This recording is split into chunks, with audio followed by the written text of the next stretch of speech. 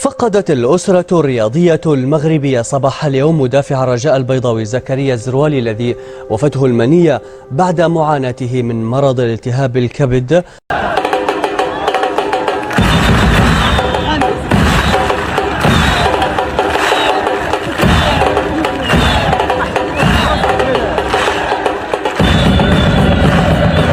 شغف في رازو، حيت الرازو ماشي غير كورة ولكن حكاية كتعيش. في عالم الكورة كتكتب قصص الأبطال بعدد الأهداف والألقاب، وقلال اللعابة اللي كيبقاو ذكرى خالدة في القلوب بغض النظر على الأرقام والألقاب. وهنا كنتفكروا زكريا الزروالي، اسم ارتبط بالإخلاص والتضحية بالغالي والنفيس، ومسيرة سالات مبكرا بعد قدر قاسي. الوقع ديالو سواء على الرجاويين خاصة والمغاربة عامة، ما كاينش اللي ما تأثرش بالرحيل ديال المرحوم. لاعب تقاتل على التوني لآخر لحظات حياته بإخلاص وتفاني، ومشى وخلى فراغ كبير. كيفاش تحولات حياته من تألق تحت الأضواء إلى مأساة هزات المغرب؟ هادشي اللي غنعيشو في هذا الفيديو.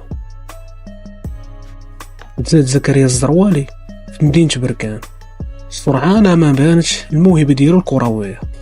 انطلاقة كانت في نهضة بركان، من بعد انتقل لمولودية وجدة فين بدا كيصنع اسمه كلاعب متألق في مركز الظهير الأيسر.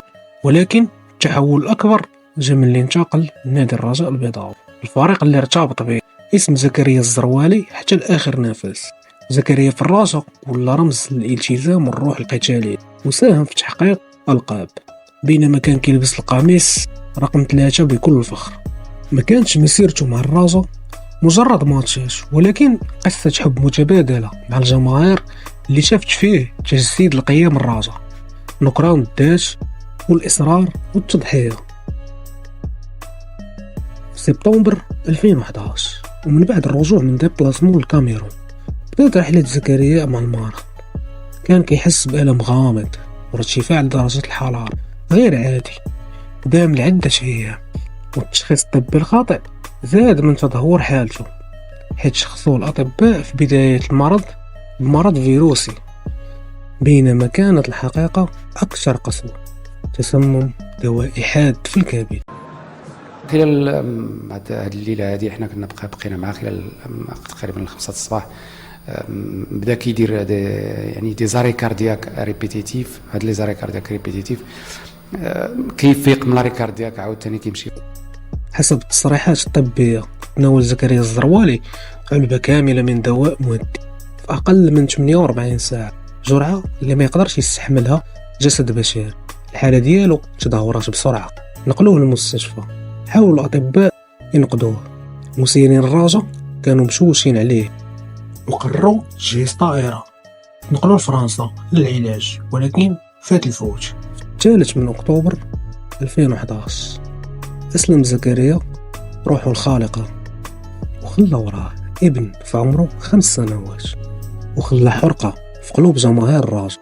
كلمات البروفيسور العرسي كتقول ما قدرناش نشخصوا حالته مبكرا، جملة كتلخص مأساة كان من الممكن تجنبها، ولكن الخالق شاء أن تكون نهاية قصة رجل ما بخل بوالو في الدفاع على التونة.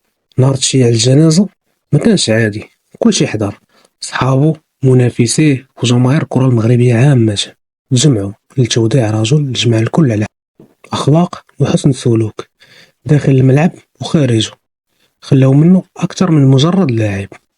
اليوم بعد أكثر من 13 سنة على رحيل زكريا الذكرى ديالو مازال حية. قصة كتفكرنا بلي الأبطال الحقيقيين ما كتقاسش المسيرة ديالهم بعدد الأهداف، ولكن بقيمهم وإنسانيتهم. رحل الزروالي ولكن علمنا أن التوني وزنه ثقيل وعنده قيمة، ولكن حب الجماهير هو الشيء اللي يقدر يبقى مرتبط باللاعب إلى الأبد. الوداع يا المسرار، وغنبقاو نحكيو قصتك للأجيال القادمة. أديو زكريا. كنطلب الصح من جميع الناس اللي مهتمين بالرياضة ولا يعني جميع المغاربة، وكنطلب الصح من يعني الجمهور الرجاوي الكبير